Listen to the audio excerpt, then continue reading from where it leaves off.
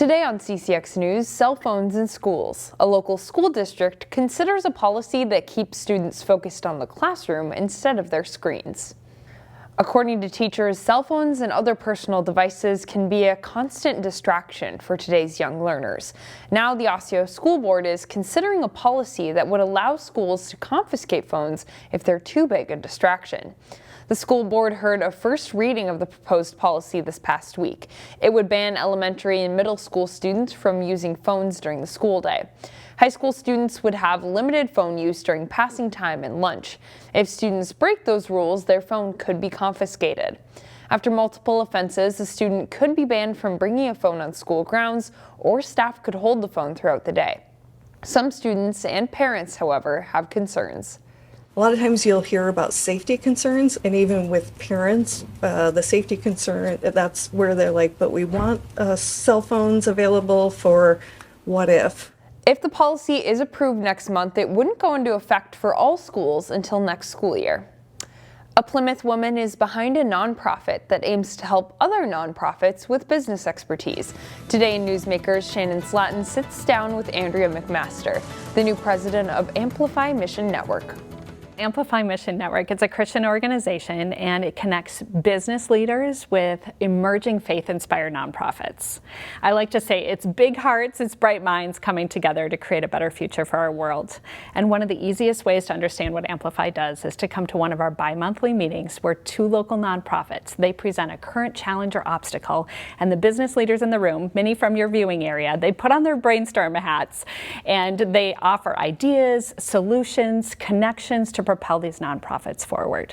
And one of the things about Amplify is it's really a win-win-win for multiple different people. It's the business leaders are finding a renewed sense of purpose and meaning because they can use their professional expertise in a philanthropic way. And the nonprofit leaders, they're overcoming these obstacles and they're able to grow their nonprofits more than they ever imagined. And then our Minnesota communities and places around the world are strengthened because these nonprofits are better equipped to live out their missions. How fulfilling is it to see some of those connections being made? That's one of the reasons why I was looking so forward to joining Amplify. It really is what drew me to Amplify is that core mission of fostering connections and just creating spaces where business leaders can give away their experience, their expertise, their talents, their skills, right? We feel so good when we're giving to others, and there is so much power in collaboration. There's so much power when we can do things together. And I think about the nonprofit leaders who are just emerging, they're just starting something, they have a passionate idea, but they face a challenge or an obstacle, but you know if you have someone alongside you on that journey, that it feels really good, and then they can better focus on those that they are called to serve. Whether it's like veterans in our community, or it's human trafficking, or it's people, families dealing with food insecurity, or youth experiencing homelessness. And is the scope of the challenges that they see, is it everything from fundraising to personnel? Does it really just run the gamut? It does. We really focus on making sure that when the nonprofits are presenting to the business leaders, and sometimes it can be up to 200 or more business leaders in the room, that it's a very specific ask. One example is Hope Farm School. They were a local nonprofit that presented to the group, and they were looking for how that they could use their farm to help with financial resources. And so the business leaders, they showed up with an amazing idea and said, why don't you create a box? So the boys who are part of their program were able to use their practical skills to learn how to create these boxes. They filled it with our farm-grown food, and then the money from those boxes helped support the educational programs for Hope Farm School. Very good.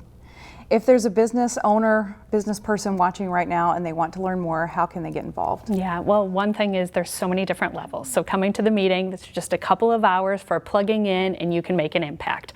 Otherwise, there's ways for business leaders to plug in as a coach or a consultant or a mentor, and all that information about our meetings and how they can volunteer with Amplify, it's on our website at amplifymission.org. All right, very good. Andrea McMaster with Amplify Mission Network. Thanks for being here today. Thank you so much for having me. There's a Plymouth group that has embraced singing in their golden years. It's made entirely of people 55 and up. And as I found out, they're doing good for more than just their members. Music is a universal connector. Just look inside Plymouth's Black Box Theater. This group performs a lot for the community, and that was important to me. And Rebecca Stuhlin knows in a chorus, every voice is vital. The Plymouth Rockers are a 55-plus choir. They're audition-free, and Vice President Rebecca Stuhlin says they perform all varieties of tunes. And I found 3 friends. We made a quartet. We formed a quartet, so that's fun too. You've got a friend. Jim Anderson directs the group of about 70, the largest choir he's ever led. Let's stand together. I really value the idea of singing into your senior years. His goal, keep the choir sharp and bring them together. Our goal, if people close our eyes, they won't see a bunch of gray hairs. Club president Don Fernstrom found a place for himself just a few years ago. It was a renaissance in my life. I hadn't sung in a choir since high school. He says learning the ropes of a bass part has incredible payoff for himself and those they sing to. It started something in my life that was very, very rewarding. The groups perform 2 big concerts a year, but throughout the year, they share their songs with senior centers. Come to one of our sing-outs and watch the impact that our music has on those in the audience. Don says that work is priceless. You can support the Plymouth Rockers by attending their free holiday concert at Wayzata High School on Saturday, December 7th. We have more details at ccxmedia.org.